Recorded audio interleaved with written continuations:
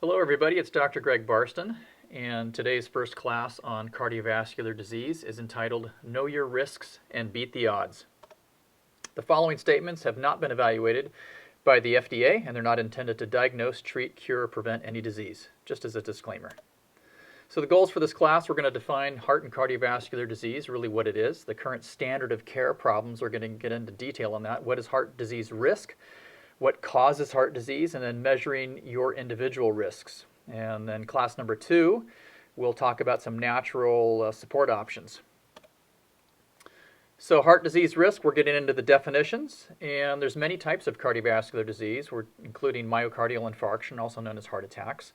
There's angina pectoris, which is also known as the classic crushing chest pain with pain going down the arm, especially upon exertion. There's heart failure. There's stroke, which is basically almost like a mini heart attack in the brain, and there's hypertension. Cardiovascular disease, or CVD as we'll call it, is the #1 killer in the world and in the United States, just ahead of cancer. And the lifetime risk for cardiovascular disease is 2 in every 3 for men and 1 in 2 for women. And this is from the ongoing Framingham Heart Study. Now, some of these statistics are a bit older. They're, some of them are 5 to 10 years old, but the statistics are still relatively the same, which is why I chose to keep these in here and not update them. About 795,000 strokes a year in the United States, which means there's about 1 every 40 seconds somebody's having one. So that's big from a stroke standpoint. And about 16.5, almost 17 million people alive today have a history of heart attacks or angina. Over 1 million Americans will have a new or recurrent one, and as of 2009, there's about 2,600 deaths a day in the United States just from cardiovascular disease alone. That's about 1 every 35 seconds. So that's pretty sobering. So what is it? Is it heart attacks? Is it strokes? Is it angina? And you guys can go back and always review these cartoons in here if you'd like to, or some more details. So feel free to go back and review as much as you'd like. But the basic concept here is heart attacks and strokes. We'll talk about this first of all. Blood carrying the oxygen, which is vital for all the functions in the body, and without it, the cells begin to die irreversibly within a few minutes. And the complications of heart disease, heart attacks, strokes, angina, basically are based on that same basic concept, is that there's lack of oxygen to the target tissue. Oftentimes happens from a plaque buildup or atherosclerosis. So there's a few different forms. One of them is the heart attack, where there's a plaque builds up in the diameter of the arteries. It's feeding blood to the heart. And a rupture of one of those plaques is basically what blocks the blood flow to the portion of the muscle, and it dies. A stroke is very similar, except the blockage occurs inside the brain. There's also congestive heart failure, which is a progressive weakening of the heart where the motor's not able to pump efficiently. Angina we talked about. There's also heart valve problems, which is there's either congenital, which means from birth, or an acquired defect, oftentimes from a toxin or a chemical or a virus. The list of those potential causes is still unknown, but it's growing. Electrical signaling problems. Here's where we get into arrhythmias and palpitations and so forth. But for this class, we're really going to be focusing on heart attacks and the specific risk factors as it relates to strokes, and also atherosclerosis, which is the building up of plaque, and angina. So the standard of care, which we're going to be really focusing on and kind of picking a bone with here, is really concerned with cholesterol.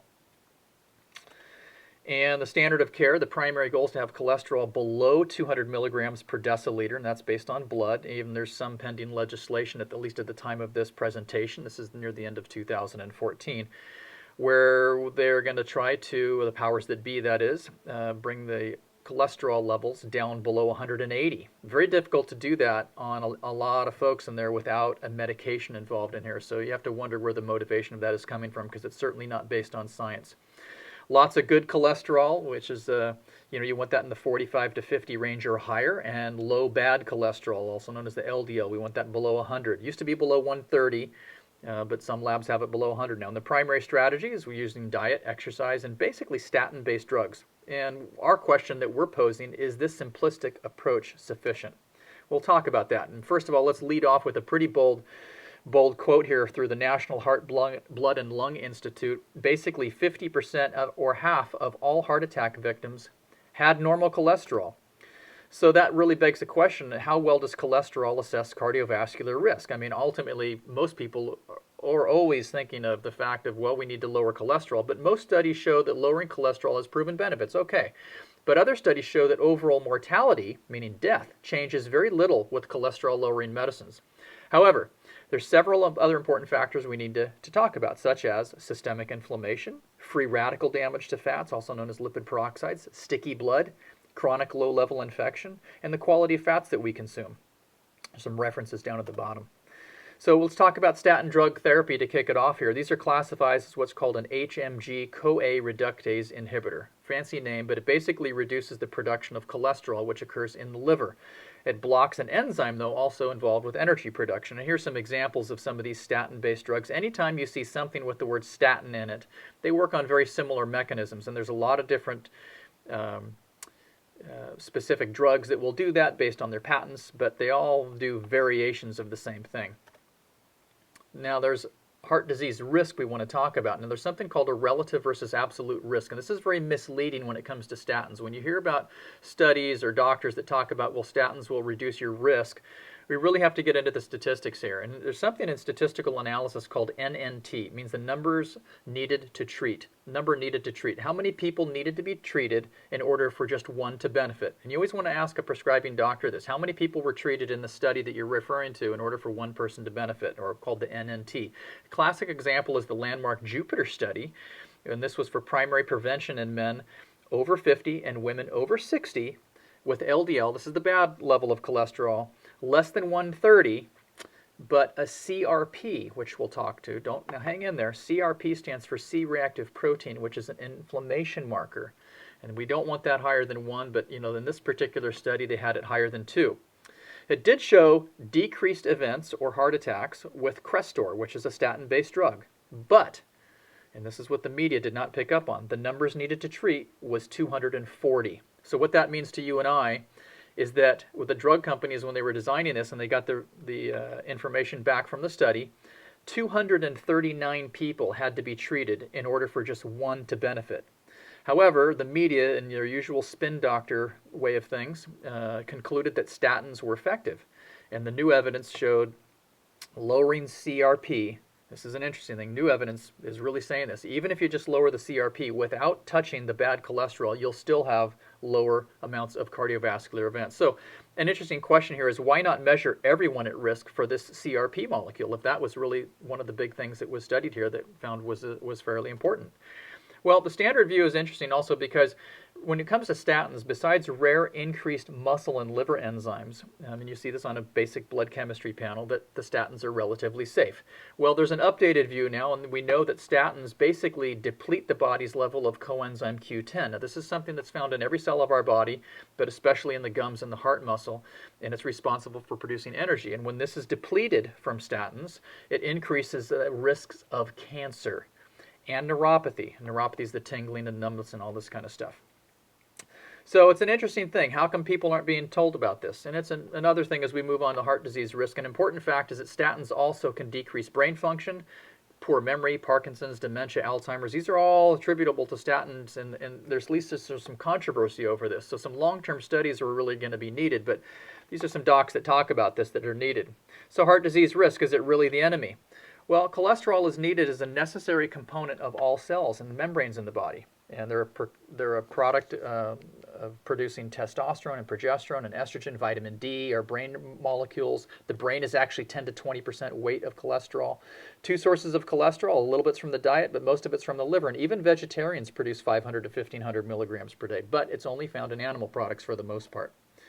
So there's many natural compounds that can reduce cardiovascular disease more safely, cheaply, and possibly safer than effective and expensive statin drugs. We'll get into that a little bit more in class number 2.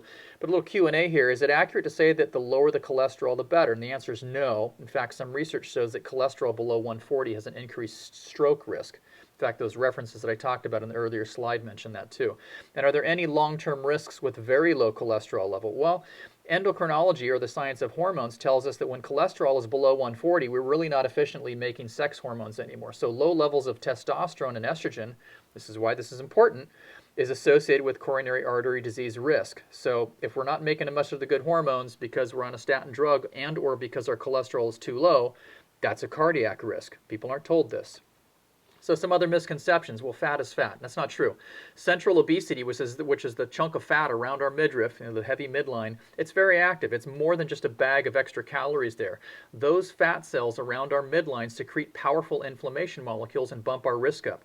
Another standard view is all saturated fat is bad and it makes plaque, and that's absolutely not true. It's not science. It's really an outdated hypothesis, and plaque actually contains, interestingly enough, no saturated fat. Really good book on the subject is by Gary Taubes called Good Calories and Bad Calories.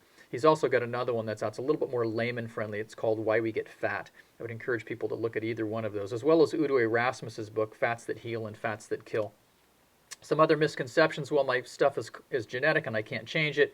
We know that's not true because 80% of cardiovascular disease now, we know it's environment and diet. Only about 20% or a small percentage is genetic. You can measure the cardiovascular risk easily by using an expanded lipid profile testing of LPA. And if LP little a is elevated, this is a marker now to find out if you have genes or not. A lot of people say, oh, I've tried exercise, I tried lowering my fat. It doesn't do anything. It must be genetic because my mom or my brother or my sister or my grandma or whatever had it. You'll know that by testing LPA. Now, there's other genetic markers too, but this is the most widely known, which is what we're focusing on here in this particular presentation. So it doesn't really have anything to do with your height, your weight, or anything else. It's in the genes. So LPA, it's a small plaque-forming dense LDL particle. It's one of those bad guy cholesterols, and it's not routinely checked. If it's high risk, it is a genetic marker. And guess what? Statin drugs don't help it. Now, there's a lot of doctors out there with good intentions that are prescribing statin drugs, and they're not even finding out if it's a genetic. If it is a genetic situation where your cholesterol is high, then the statin drugs have no place. It also allows for individual therapy if you understand the genetic risks. We'll talk about that in class number 2. So what's the difference between HDL and LDL? Well, everybody knows that the HDL is quote-unquote the good guy, and LDL is the bad guy. It stands for LDL, which is the bad, stands for low-density lipoproteins. They deposit cholesterol in our pipes, and HDL, or the good stuff, is the high density, and they bring the cholesterol to the liver so the body can remove it. And there's other subcategories of both of these lipoproteins, basically a fat hooked up with a protein. It's a carrier molecule, and new testing methods to determine risks for cardiovascular disease, and that's really a lot of what this class is about. So the standard view is people with heart attacks must have high bad LDL cholesterol, and that's actually not true. According to the Framingham study, about half the people with a heart attack have normal LDL by current standards, and a large percent with increased LDL, or the bad guy cholesterol supposedly, never have a vascular event. So the question is, why are we told to control LDL as if it's the ultimate goal or the holy grail if it doesn't really correlate with much? Well, here's some other studies that talk about this as well. You can look at this as well. There's a lot of other studies that have come out in the meantime, but it is really a false sense of security that we're given. So LDL, the bad guy. Well, is it? Well, LDL functions as what I call a full dump truck. It's looking to unload cholesterol in our blood vessels. And LDL is really just a bulk measurement. The most important is, and here's the two things here, how is it packaged and is it oxidized? So let's look at first at this packaging of the LDL particles. So their LDL is basically two types of LDL particles. There's large, light LDL particles. I call them soccer balls. And then there's small, dense LDL particles, and I call those marbles. Those are really the bad ones. So why? Well, the small, dense LDL particles, which you need to get expanded lipid profile testing to find this. A standard cholesterol panel will not test this, so you have to ask your doctor. Small, dense LDL particles easily pass through blood vessels that are damaged. It's called endothelium. That's where the plaque starts. We use the soccer net analogy. Can a soccer ball pass through the net? No, but marbles can. So they can get through there and start squirming around and start forming this atherosclerotic plaque. Here's an interesting fact that we'll touch on later. Insulin resistance, which has a lot to do with blood sugar problems, drives our particle size of these bad cholesterols down, and it increases their density. The perfect storm for starting cholesterol problems in terms of plaque. So the standard view is plaque is caused by excessive LDL, and the updated view we now know is plaque is found at the scene of the crime, but is not necessarily the culprit. So are there other risk factors? Well, yeah. The packaging of the LDL means its particle size and density is a better cardiac risk measurement than the numbers. So the worst plaque forming, I should say, LDL particles are LDL type 3 and LDL type 4. Now there's a variety of labs that won't name these necessarily LDL type 3 or 4. They might name them smaller LDL types or dense LDL types, but they're all pretty much the similar situation here where they're the bad guys. These types of LDL are the smallest and the most dense. This is going to be high risk. And note, this is big. Statins don't lower these or change the particle number. They only reduce the more fluffy types, the large soccer ball types of LDLs. That's the type 1 and 2. And those are the least problematic. So very interesting. So does it pose as a problem? Well, it really doesn't pose as a problem unless it's oxidized. And that oxidized cholesterol means that the cholesterol is sticky. If you have a lot of small, dense LDLs, which are the bad guys to start off with, and they're oxidized, they form free radicals. And this is the lipid peroxides. There's my little dramatic illustration of an atomic bomb thing in there, but that's kind of what they'll do in our arteries, and they start forming plaques. So HDL, is it the only good guy? Well, HDL is kind of an empty dump truck, and it's looking to take fats away. Just as LDL has different types, so does the HDL. Again, you need expanded profile lipid panel tests to pick this stuff up. And as an example, one of them is called HDL type 2B. It's one of the most protective of all the HDL types. So you can't just lump all your HDLs together and say, oh, well, my HDL is good, so I guess I'm okay. A lot of people with elevated HDL have very little of the protective portion of that. So again, it's a false sense of security. You need to find out. Triglycerides, which is the saturated fats in our blood. Well, high levels are, the standard view says high levels are no big deal unless you have pancreatitis, and we know that's not true. It's actually a great marker of metabolic syndrome, and it's actually more predictive of cardiovascular disease in women than anything else except C-reactive protein. And I just put a little note.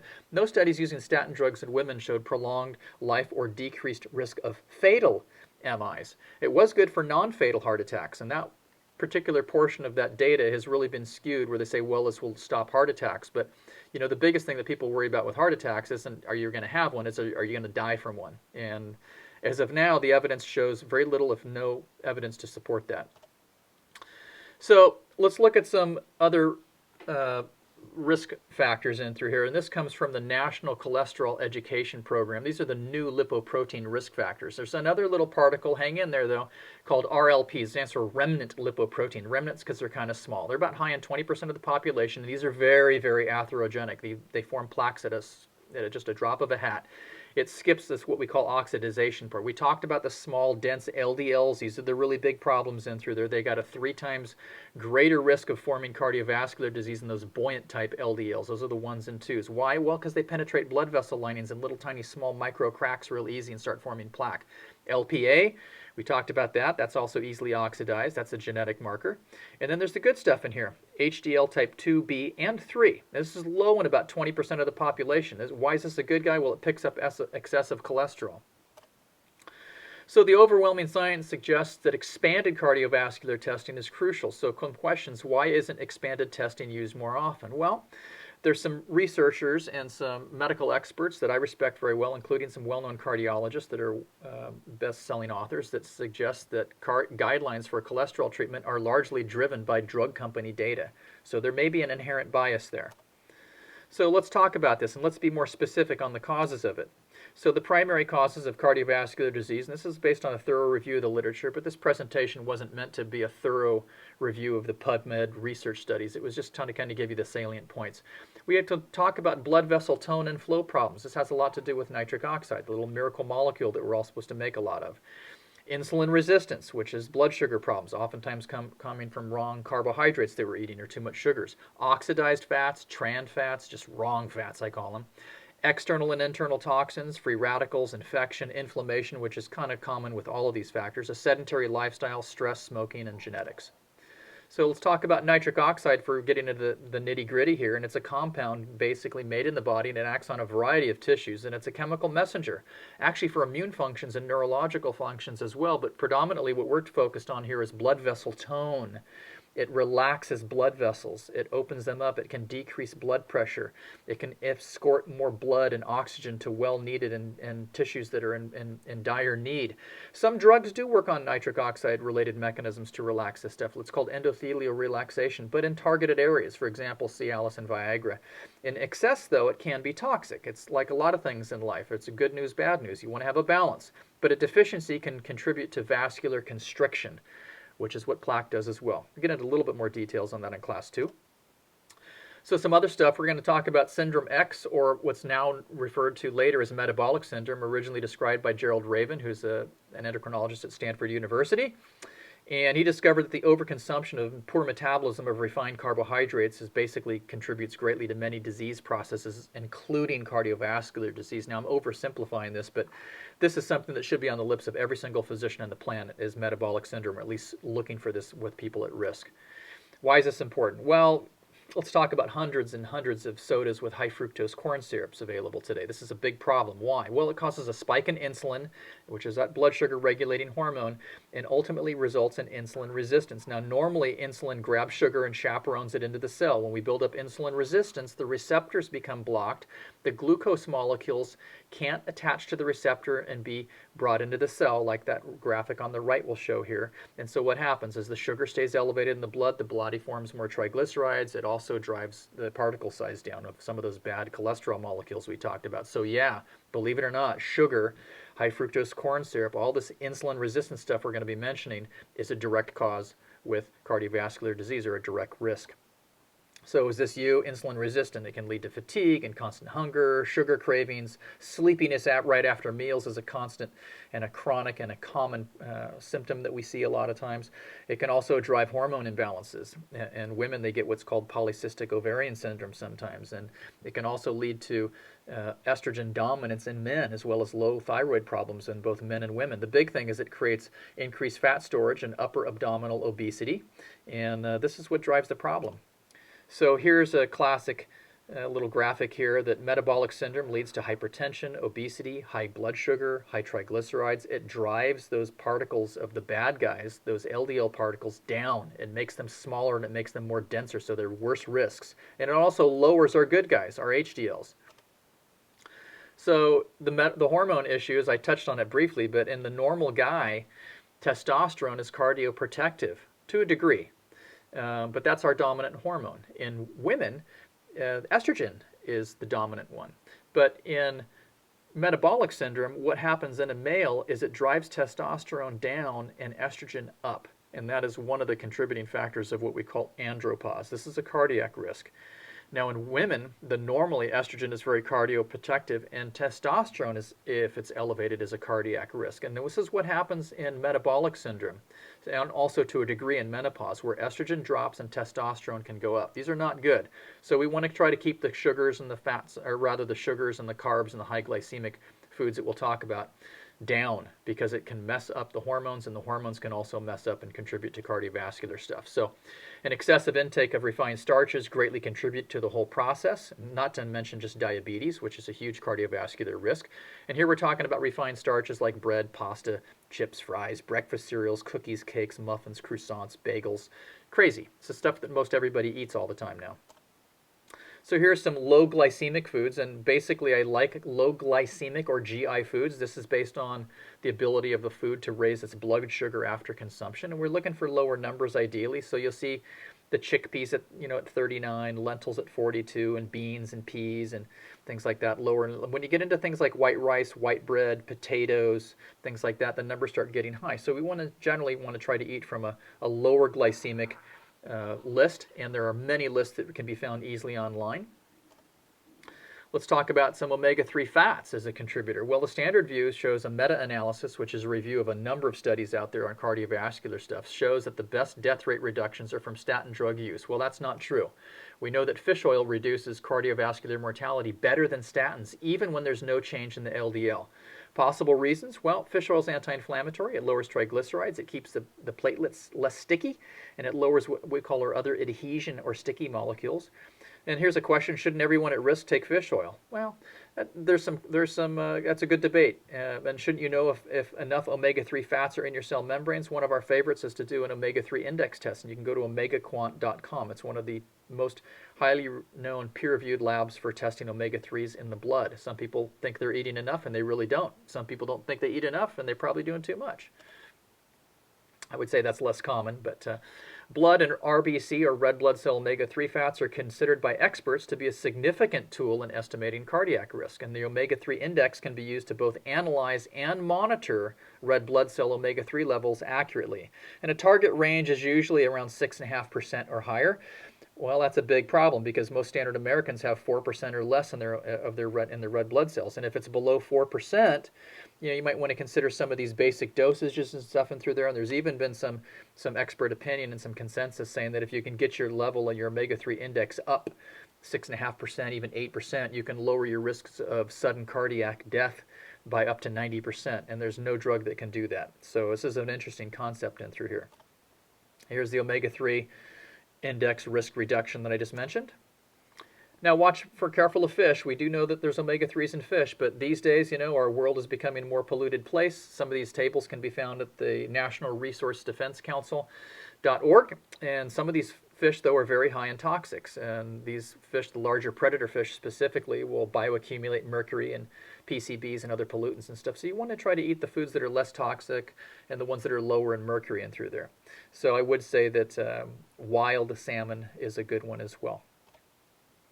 So, as one of my mentors, Dr. Robert Marshall, used to say, if you want the convenience of eating make-believe food, you're going to eventually get make-believe health. And so these foods are convenient, they taste good, they may be cheap, but they don't do our cells any good, which is ultimately all that cares. And this is no more true than in cardiovascular disease.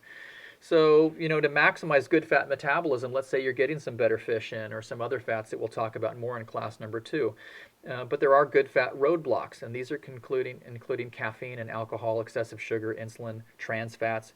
Basically, we want to have more good fat helpers that assist the metabolism of the good fat, making these good tissue hormones that we're trying to get. So magnesium, a little zinc, B6, vitamin C, these are all helpful things. So the gut-liver connection and inflammation. This is a big issue. Most people don't think about our digestion and our gut relating at all to inflammation. And inflammation is one of the primary drivers of cardiovascular disease wherever it comes from. So the runaway inflammation or systemic inflammation can be due to a toxic bowel or liver. And we're not talking toxic bowel like this is a medical emergency. We're talking about sluggishness. Just most people are walking around what we call them the walking wounded. They're not bad enough to be formally diagnosed with a disease or condition, but yet they don't quite feel their best. This is where conventional medicine, as great as it screens predominantly for pathology. We're looking at functional weaknesses. Do you have chronic low-level digestive weaknesses? Do you have chronic low-level infection? Way too much non-steroidal anti-inflammatory abuses? Do you have an imbalance in your gut microflora from excessive uses of antibiotics? Is there food allergies or food intolerances? This is why this is a big deal, is over 70% of the immune system is actually in the gut. It's called gut-associated lymphoid tissue. So it's no wonder why so many people have this chronic low-level smoldering inflammation that they don't really realize where it's coming from. Gallbladder is a classic example. Over 700,000 of these removed every year in the United States. Why? Well, bad fats, bad eating, obesity, chronic infection, things like that. And you'll know that because it can lead to things like constipation, bloating, burping, abdominal pain. Right shoulder pain is a classic referral for that. Gas, things like that. So in our Learning Center, we've got some really good articles on this. You should check that out at our website there. So other causes of inflammation, major sources can include the smoldering effects of low-level toxins. We mentioned mercury, but there's also lead in the water and plastics and things like that. There's bisphenol A and phthalates. Personal care products are getting better. The companies are starting to self-police a little bit more when taking out the parabens and things like that. But there's also still a number of compounds that are found in there that shouldn't be because it's largely an unregulated industry. And that includes organochlorine compounds found in produce and public school. The list just keeps growing. Here's some other references on it. So what causes free radical damage? Again, we mentioned these oxidized fats. Well, poor diet, trans fats, white flour, sugar, excessive alcohol, caffeine. Why? Because they all create inflammation. Malabsorption, as well as some of these things we're talking about in here with weak elimination. People aren't pooping every day. Low antioxidant nutrient intake because of possibly poor soil quality or lack of fresh fruits and vegetables. Metabolic toxins, like some of these things we mentioned. And again, I talk about infection. This is something that really is starting to get a little bit more up above the radar.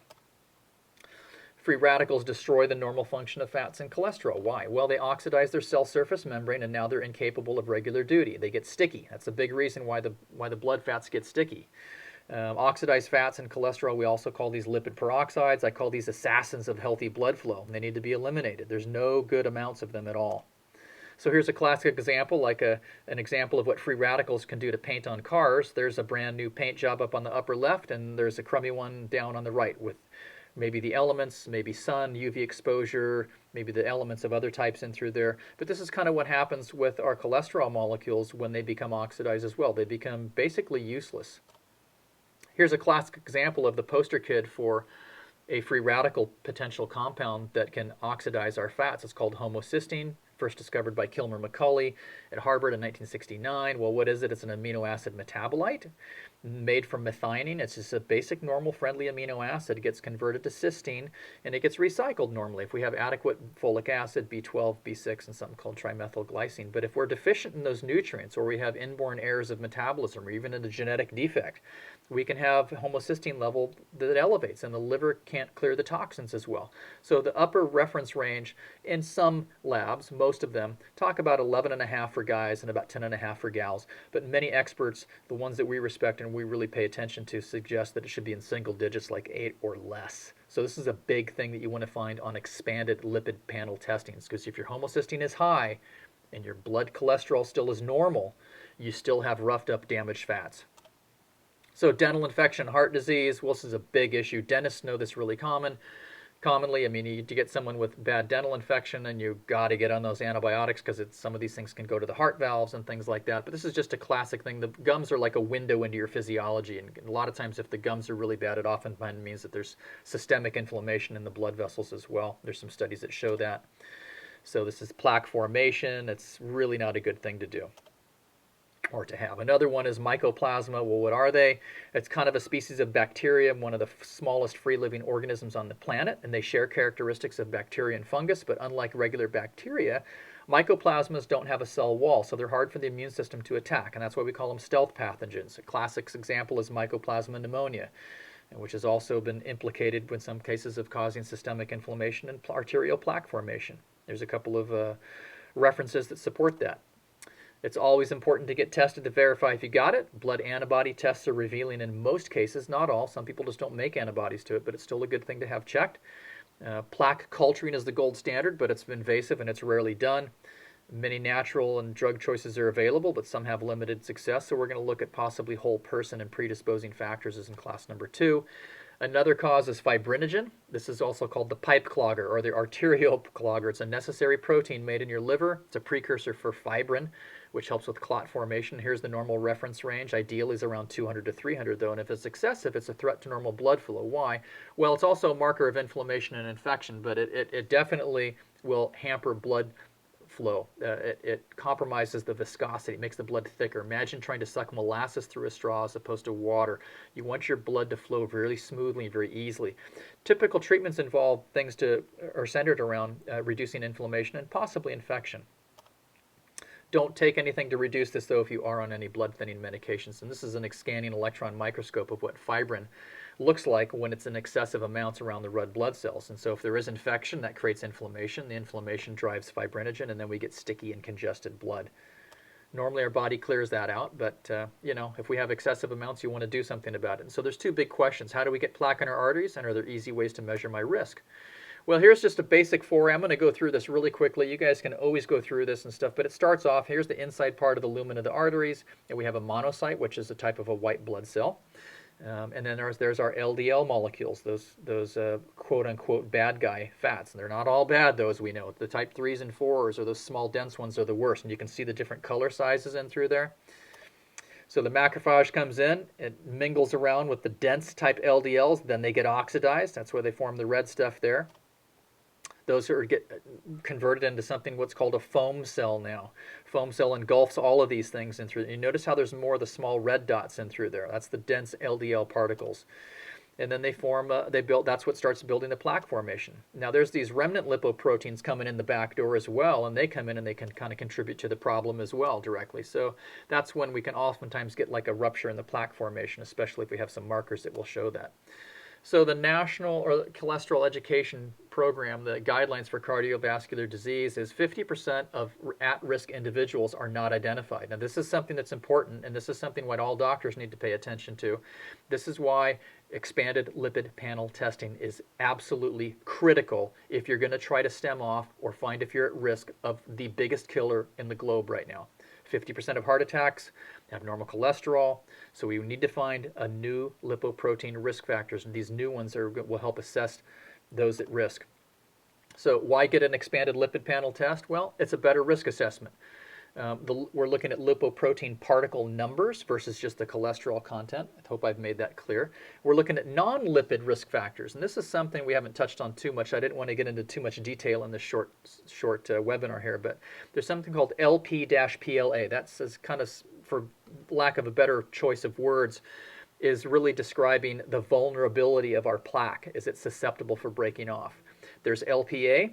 That's that genetic marker. There's C-reactive protein, or CRP, the one that the Jupiter study used. It's a really big indicator marker of inflammation in the body. Insulin, we talked about that not being good when there's that metabolic syndrome or these problems with blood sugar. Homocysteine, a marker of free radical damage for our fats, and there's some others as well. So we need to you can go back and kind of check some of these. Some other risk factors are, fasting blood sugar at 95 or higher. Ideal is 75 to 90. Hemoglobin A1C is huge. You want this to be 5.5 or less. That's a marker of free radical damage to our blood sugar molecules as they're binding to hemoglobin. Fasting insulin levels should be ideally less than 6, although the reference range is usually 8 or less, but I like 6 or less. Some of them reference ranges even go up to 15, which is ridiculous. Fasting blood fats or triglycerides below 150. We usually like 70 to 130. If it's really high, could mean that you got insulin resistance or you're just simply eating way too many carbohydrates. This is a little complex slide, but I'm going to go over it briefly. You can come back and review this. From left to right, it goes from low risk to high risk. And if you look in the middle of the slide, all these people have the same cholesterol levels. They all have 125 milligrams per deciliter. That's patient A, B, C, and D, as you read from left to right. But there's a low risk when these particles, these LDL particles, are buoyant, and there's a high risk when they're really small. We talked about that. So can we measure other individual risks for heart disease? Well, the typical stuff measures cholesterol, which is total cholesterol, HDL, LDL, triglycerides. There's some other things in here as well. Glucose, hypertension is an easy thing to do, your family history and your gender. These are the red items that are routinely screened with conventional lipid panel tests. Now, in the blue stuff, we're looking at some things that are found with expanded lipid panel testing. Yes, you get the standard lipid panels, but you're also possibly getting that LPA, the genetic marker, the remnant lipoproteins, and some of those other things. So go back and check some of those things you want to make sure. So measuring your risks for lipid panels. These are fail to find usually many potential risks on a standard stuff. So if this car represents standard lipids in your vessel, or you're really getting the full picture. So let's say that car just represents a standard lipid panel. And you say, wow, everything looks really good there. But the following slide shows us what happens when you get an expanded lipid panel. So you got a lot of other fats and some other damage and some drams and all kinds of junk going on and through there. And so you really were possibly given a false sense of security there. And so this shows the value of really getting more information from a broader scope. So cholesterol is like fire. It's often mistaken as bad when viewed with a limited perspective. But sometimes it's not. It's just a good old-fashioned campfire here. And so this is why a lot of people have higher lipid levels in through there, but when they find that they have expanded panels done and all these other heavier risk factors are done, they really don't see that much going on in through there. So it's a really nice thing to have done. Here's some text that I've seen and that I've read, and there's other ones out there. My gosh, I could fill 10 slides with recommended books on here, but these are just some ones to get you closing up. Cardiovascular disease, what's your blood vessel tone? Well, we talked about that with a little bit with nitric oxide. Do you have insulin resistance? Are you eating wrong fats and carbs? What about toxins and infection and inflammation? But you got sticky, small, dense, damaged fats. And do you have a genetic marker? If none of these things were tested, these are the things that most of these really good quality expanded lipid panel tests can do. So the current standard of care may be inadequate. We're concluding here. Standard tests miss a lot of these things, and expanded testing gets them. So labs and their tests can include, and there's a variety of these lab profiles. I'm not tied to any one particular lab. I've used several of these and I like them all. You just have to go through and find out which one, along with your doctor or your licensed health practitioner, fits your needs. SpectraCell Labs has got a great one, their LPP+. The cholesterol balance test by Boston Heart Diagnostics is also great, and there's some so on and so forth and some others. So a question is, if this is so great, how come my doctor ain't doing it? And the answer is, well, it exceeds the standard of care, which basically means that it's what the rest of the herd is doing. And Peggy Watson is a really well-known medical doc, said that, a quote from her, strong economic forces led to the abandonment of true science, and doctors routinely prescribe meds due to apparent expert consensus, which is often self-appointed and largely in the pockets of the drug companies. Wow. And that is true. So it's time we looked at all aspects of the current best science available for risk reduction, not just inadequate and outdated standards of care. So early intervention in the form of lifestyle changes, diet, and targeted nutrients can decrease the risk of a lifetime of expensive toxic drugs and cardiac procedures. I hope you guys have gotten that clear. Class number 2, we're going to explore some other tools for lowering cardiovascular risk and promoting health. And this life-saving information should be shared with all those that you care about. Feel free to review this as often as you need to. I know it was a lot of technical information, but it's kind of hard to jam all this cardiovascular stuff into a small webinar. But I do hope you have enjoyed it, and I wish you all the best of health.